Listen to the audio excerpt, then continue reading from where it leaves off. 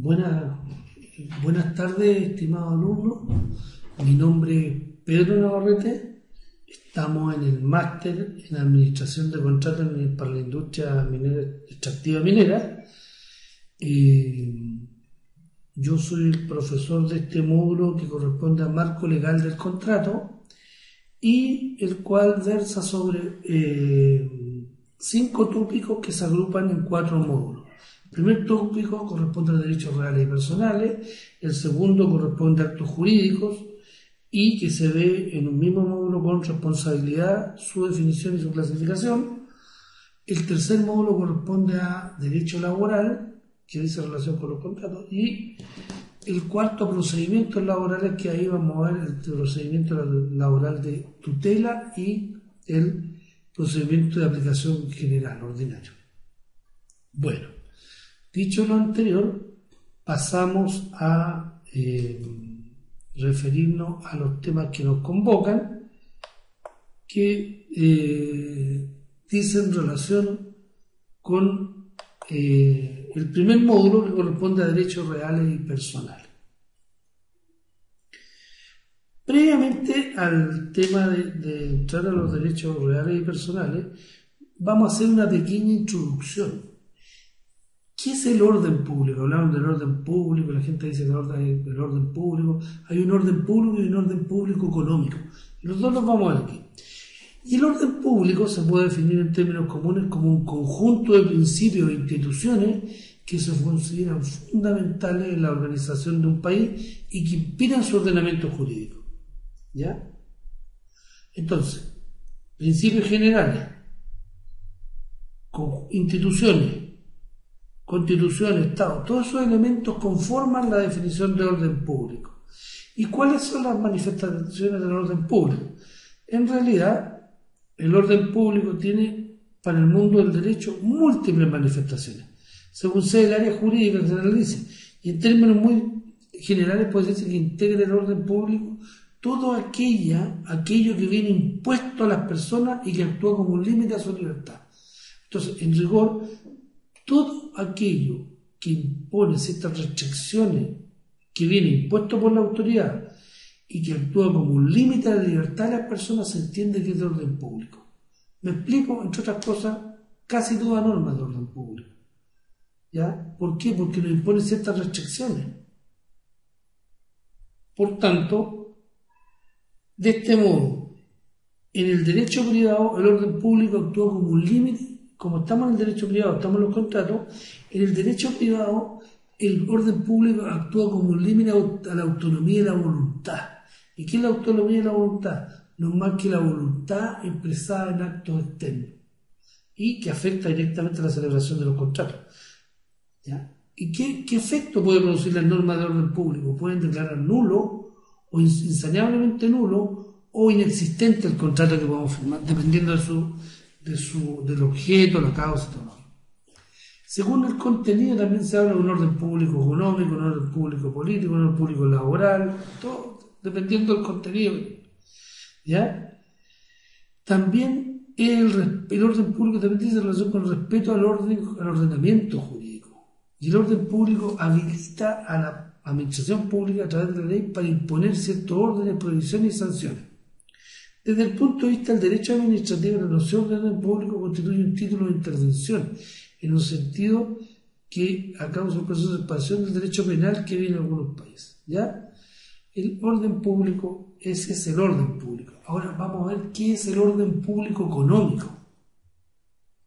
Y vamos a recurrir a una definición muy acertada por la doctrina que es del profesor José Luis Egaña, que dice que el orden público económico es un conjunto de normas y principios que organizan la economía del país y que facultan a la autoridad para regularla en armonía con los valores de la sociedad nacional formulados en la Constitución. Si bien es cierto, esta definición es ampliamente aceptada por la jurisprudencia, algunos sectores y jurisconsultos liberales no la comparten mucho por todo, porque dicen que de alguna manera destaca todo lo que es limitativo de la autonomía de la voluntad. ¿Ok? Bueno, como nosotros, lo que nos convoca hoy y lo que nos convoca en este máster es un máster en administración de contratos en la industria extractiva minera, nosotros tenemos que saber, primero que un contrato, tenemos que saber qué es lo que hay en una pirámide, cómo están jerarquizadas las leyes. No cualquier ley está por sobre de otra. Y aquí ustedes pueden ver en esta lámina la carta fundamental, y que algunos hablan de la famosa carta de navegación como un país, es la Constitución. Nada está por sobre la Constitución. Nada está por sobre la Constitución. Con posterioridad vienen las leyes orgánicas, las leyes de quórum calificado, inmediatamente abajo en las leyes ordinarias, después los decretos leyes, los reglamentos y las resoluciones y ordenanzas. ¿Estamos? Entonces, primero está la Constitución, y en el último peldaño, que aquí está el reglamento, pero podrían estar las órdenes, las ordenanzas, las resoluciones que dicta el... O sea, las leyes tienen una jerarquía. En algunos países como Brasil, Argentina, los países que son generalmente federales, hay leyes que tienen aplicación en el Estado, pero hay una ley superior que es la ley federal. ¿Ya?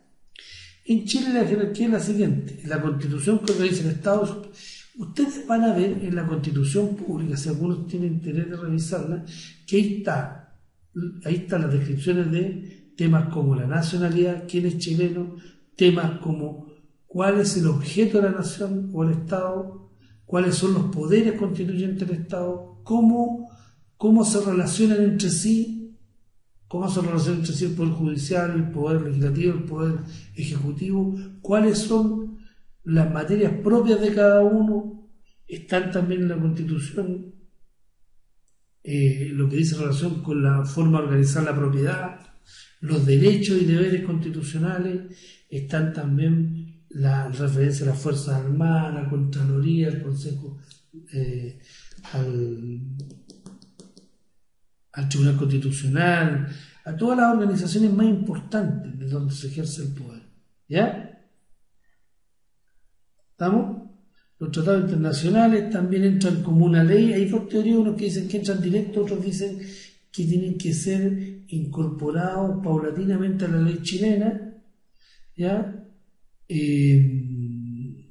Bueno, básicamente esos temas. Entonces, ya vimos qué es el orden público, vimos qué es el orden público económico, vimos que las leyes están jerarquizadas, no todas las leyes tienen la misma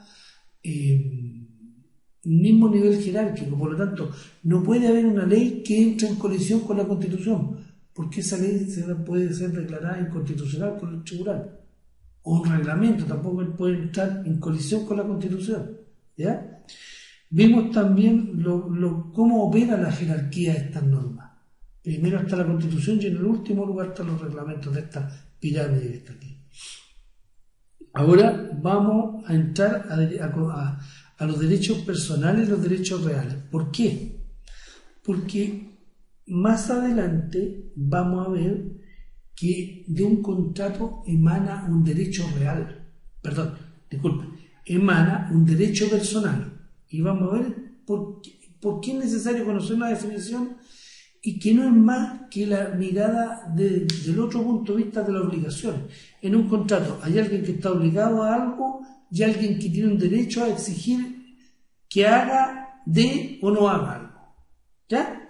Entonces es muy importante saber cuáles son las diferencias entre qué es un derecho personal, qué es un derecho real y cuáles son las diferencias entre ellos. Para eso vamos a recurrir a la definición de derecho real y vamos a decir que son aquellos que, creando una relación inmediata y directa entre una cosa y una persona a cuyo poder se encuentra sometida. O sea, es una relación que existe entre una relación inmediata entre una cosa y una persona a cuyo poder esta cosa queda sometida, ¿ya? De una manera más o menos completa. Por lo mismo son susceptibles de ser ejercidos no solamente contra una persona determinada, sino frente a todos. A ver, ¿y esto qué significa? Un caso ejemplar de esto es el derecho que la gente habla de la propiedad o dominio. Si yo soy propietario de un auto, ese derecho yo lo puedo ejercer contra cualquier persona. ¿Por qué? Porque como yo tengo el dominio de ese auto, nadie puede venir y quitármelo, por ejemplo. Porque yo tengo el dominio sobre ese auto. Si me lo roban, yo puedo ejercer una acción, una denuncia en el Ministerio Público para que persigan a aquellos que me lo sustrajeron, porque el derecho es mío, es propio, y lo puedo hacer contra toda persona.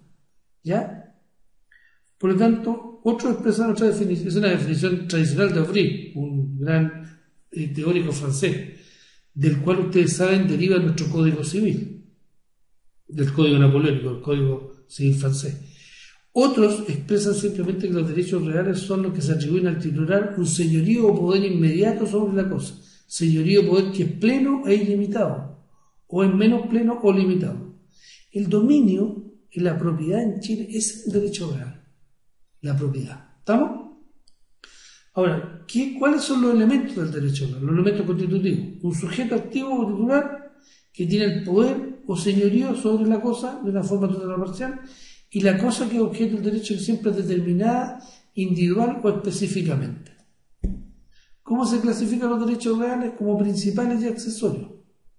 ¿Cuál es un derecho real principal? El dominio. Yo tengo una casa, soy dueño, ese es mi dominio, ese es un derecho real. Recae sobre el inmueble. Pero sobre este inmueble, ¿puede haber un derecho real accesorio? Sí, la hipoteca. La hipoteca, que persigue recae sobre la cosa. Pero la hipoteca es un derecho accesorio, porque sigue lo principal. Si deja de existir esta casa, deja de haber dominio. Como deja de haber dominio, deja de haber una hipoteca, no tiene sentido. Ya, la aprende también. Visto lo que es un derecho real, ahora vamos a ir a los derechos que emanan de los contratos, que no son derechos reales. De los contratos, como ya dijimos, emanan derechos personales. Y vamos a ver el concepto y después lo vamos a explicar. ¿Por qué? El concepto de derecho personal es la facultad que tiene una persona, que recibe el nombre de acreedor, de exigir a otra, que recibe el nombre de deudor, el cumplimiento de una prestación de dar, hacer o no hacer. Ya. Volvemos a la definición.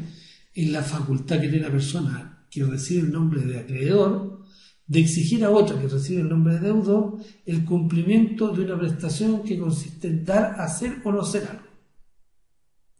Ahora, nuestro Código Civil dice que los derechos personales o créditos son los que solo pueden reclamarse a ciertas personas que por un hecho suyo o la sola disposición de la ley han contraído las obligaciones correlativas, como el que tiene el prestamista contra su deudor por el dinero prestado o el hijo contra el padre por alimento. ¿Estamos?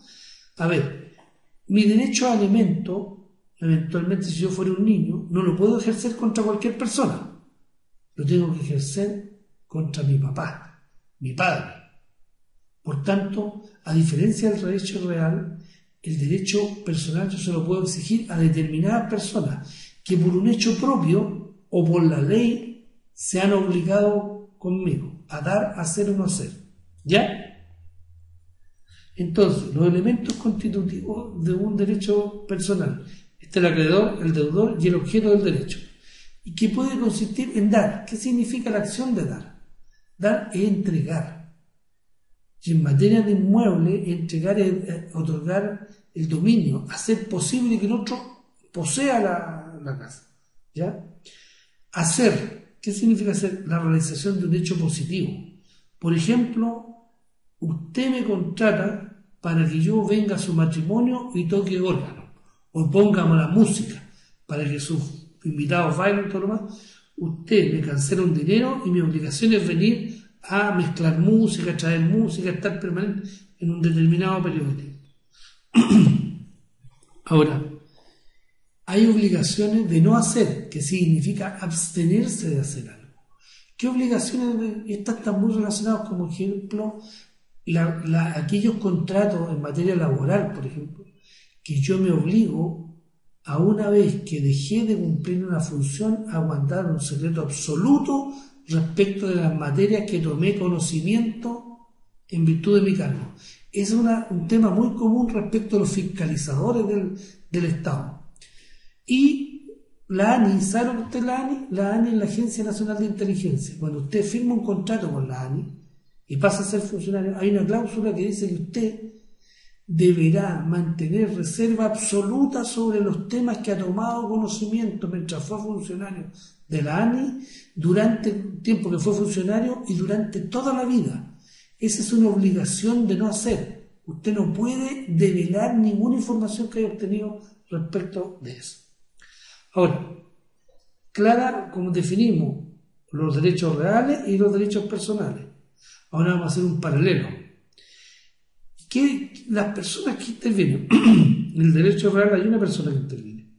En el derecho personal hay dos o más. En el derecho real es un sujeto indeterminado. Yo se lo puedo exigir a cualquiera que me respete el derecho. En el derecho personal se lo debo exigir a determinada persona. Aquel que recibe el nombre de deudor. ¿Estamos? Lo primero. Lo segundo, el objeto de la relación jurídica. El objeto de la relación jurídica, en el caso del derecho real, recae sobre una cosa. En el caso del derecho personal, el objeto del derecho recae sobre un hecho, que puede consistir en dar, hacer o no hacer. Y la eficacia del derecho real es absoluta, porque yo se lo puedo exigir el respeto a cualquier persona. En el cambio, en el derecho personal es relativa, porque solo está obligado a aquel que por un hecho suyo, por la ley, se obligó, no todos. ¿Estamos? Entonces, el derecho personal es la obligación mirada desde el punto de vista del deudor. El deudor tiene una obligación y el acreedor tiene un crédito. Entonces, ese se designa, en sentido amplio, una obligación designa la relación total crediticia, tanto en su aspecto pasivo como activo. O sea, en una obligación hay un acreedor y un deudor. Ese es el sentido amplio, que se define como la relación jurídica en virtud de la cual una persona, el deudor, se encuentra en una necesidad de realizar a favor de otra, el acreedor, una determinada prestación que consiste en dar, hacer o no hacer, teniendo esta última la facultad para contrañir, o sea, para obligar a hacerlo. En un sentido restringido, el concepto de obligación significa deuda y se define como la necesidad jurídica en que se encuentra una persona de cumplir una prestación positiva o negativa respecto de otra. ¿Ya?